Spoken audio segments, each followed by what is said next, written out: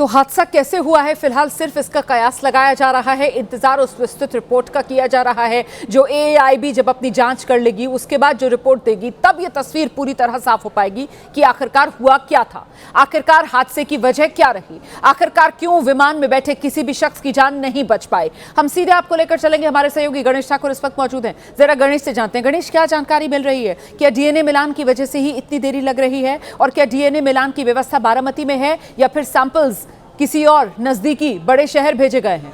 क्या अपडेट है गणेश?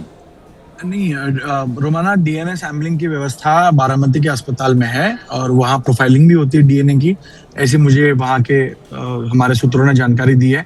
इसके अलावा अभी ये डीएनए सैम्पलिंग या डीएनए प्रोफाइलिंग करने के लिए ही देरी हो रही है, कोई और वजह है ये अभी तक साफ नहीं हो पाया। लेकिन परिवार वहाँ मौजूद है, परिवार डॉक्टर्स की टीम से बात कर रहे हैं और डॉक्टर्स अपना प्रोसीजर्स वहाँ फॉलो कर रहे हैं। वहीं दूसरी तरफ विद्या प्रतिष्ठान एक जगह है जहाँ एक बहुत बड़ा ग्राउंड है, उस ग्राउंड में उन पर अंतिम संस्कार होंगे। वहाँ पर पूरी तैयारियां अभी से ही शुरू हो गई हैं, तो आज या कल कब होता है ये देखना होगा।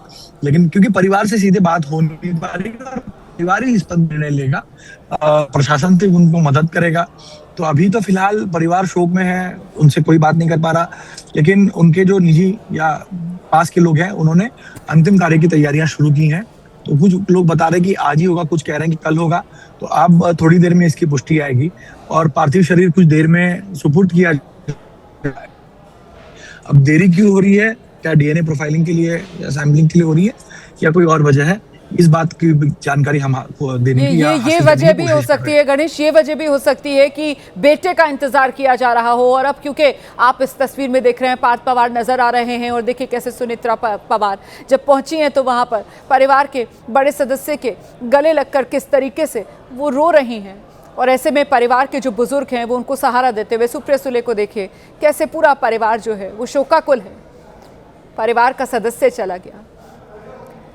अजीत दादा पवार, ये सुप्रिया सुले की वजह से ही अजीत पवार के नाम में जो दादा था वो लोकप्रिय हुआ था, क्योंकि हमेशा सुप्रिया सुले अजीत पवार को अजीत दादा कहकर ही पुकारती थी। और ऐसे में भाई बहन का रिश्ता, भले ही पार्टी में किसी भी तरीके का सियासी उतार चढ़ाव या खिंचाव राजनीतिक तौर पर पवार परिवार में रहा हो, लेकिन पारिवारिक रिश्ते कभी कमजोर नहीं हुए।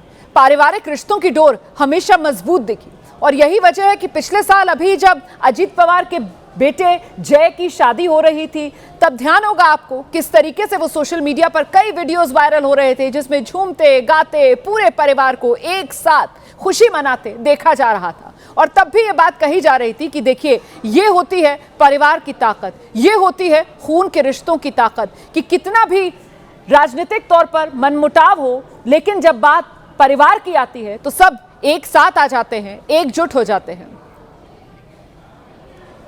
और आइए जरा अब आपको कुछ तस्वीरें दिखाएं। ये गमज़दा परिवार की तस्वीरें तो हम लगातार आपको दिखा ही रहे हैं, कैसे सुप्रिया सुले, सुनेत्रा पवार खुद को संभाल नहीं पा रही हैं। इतना बड़ा गम ये परिवार पर जो आन पड़ा है, और ये तस्वीरें आपके सामने हैं कैसे ये हादसा हुआ।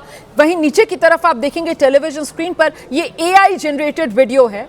मैं बता दूं आपको फिर से कि ये एआई की मदद से हमने एक वीडियो बनाया है ताकि आपको बता सके कि हादसा कैसे हुआ होगा। और जिस तरीके से ये हादसा हुआ है एआई के जरिए, ये जो आप वीडियो बना हुआ देख रहे हैं, कुछ इसी की ओर इशारा जो केंद्रीय उड्डयन मंत्री राम मोहन नायडू अभी जब वो आए मीडिया के सामने, तो उन्होंने बताया कि दरअसल हादसा लैंडिंग के वक्त ही हुआ, और दरअसल लैंडिंग की कोशिश एक बार नहीं 2 बार की गई।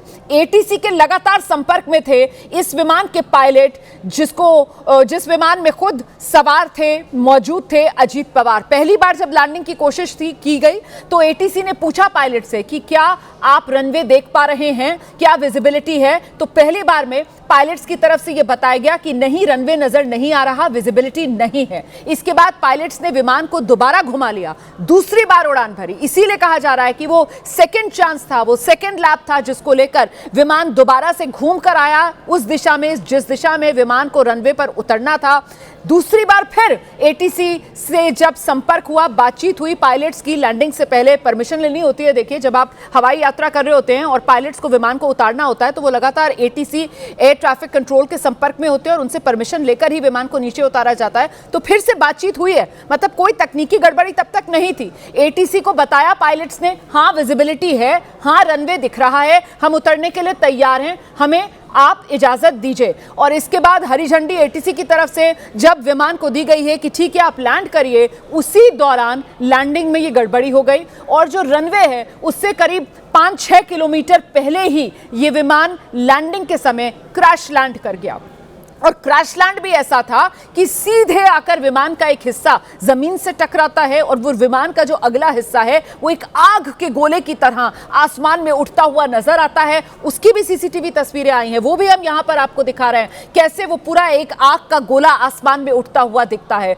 मतलब जरा सी भी मोहलत मिली ही नहीं कि किसी तरीके से कोई बचाव कार्य को आगे बढ़ाया जा सके, किसी तरीके से किसी जिंदगी को बचा लिया जाए, क्योंकि जैसे ही विमान क्रैश हुआ फौरन विमान आग के गोले में तब्दील होकर आसमान में फटता हुआ नजर आया। सीधे आपको लेकर चलेंगे, हमारे साथ हमारे सहयोगी गणेश ठाकुर लगातार बने हुए हैं, पल पल का अपडेट दे रहे हैं। गणेश, बहुत मुमकिन है कि बेटे पार्थ का इंतजार किया जा रहा हो कि जब जय और पार्थ पहुंच जाएंगे बारामती, उसके बाद अस्पताल जाएंगे और वहां से खुद पिता के पार्थिव शरीर को लेकर घर आएंगे। गणेश, रोमाना संभव है, लेकिन पार्थ पवार आज अपने माता सुनित्रा पवार के साथ दिल्ली से बारामती पहुंचे हैं, तो वो बारामती में ही रहेंगे। अभी मैं कुछ ही समय में बारामती पहुंच रहा हूँ, तो वहां के अपडेट मैं लेकर दे पाऊंगा, लेकिन पार्थ पवार बारामती में ही है।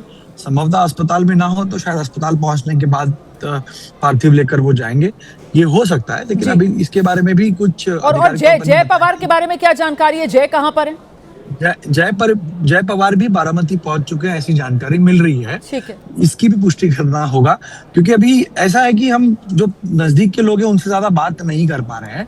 ये सूत्रों के हवाले से जो जानकारी ये वक्त भी नहीं है। देखिए, ना ये वक्त है ना ये माहौल है, और वाकई में परिवार इस वक्त जिस तरीके से टूटा हुआ नजर आ रहा है ना, मतलब मैं बहुत जिम्मेदारी के साथ इस शब्द का इस्तेमाल कर रही हूँ। जरा आप देखिए किस तरीके से पूरी तरीके से परिवार गमजदा नजर आ रहा है। देखिए कैसे बिलक बिलक कर रोती हुई यहाँ पर सुप्रिया सुले जो है वो नजर आ रही हैं। कोई समझ नहीं पा रहा है कि आखिरकार क्या हो गया, कैसे हो गया। सुनेत्रा पवार को देखिए, कहाँ तो सुनेत्रा पवार, सुप्रिया सुले, ये लोग सब दिल्ली में थे, साथ में उनके बेटे जो पार्थ हैं वो भी अपनी माँ के साथ दिल्ली में थे। आज से संसद का बजट सत्र शुरू हो रहा था, तो एक लोकसभा सांसद हैं सुप्रिया सुले जो हैं, सुनेत्रा पवार जो हैं वो राज्यसभा सांसद हैं, और ऐसे में दोनों को सदन की कार्रवाई में शामिल होना था। लेकिन अचानक से सुबह सुबह उन्हें ये खबर मिलती है, ये दुखद खबर मिलती है, और इसके बाद तो पूरा परिवार कुछ समझ ही नहीं पाता करे तो क्या करें। और फौरन जो पहली फ्लाइट मिलती है वो फ्लाइट पकड़कर सुप्रिया सुले, सुनेत्रा पवार, पार्थ पवार पहुंचते हैं महाराष्ट्र, और शायद ये लोग पहले मुंबई या पुणे पहुंचे हैं और वहां से फिर ये लोग आए हैं यहाँ बारामती।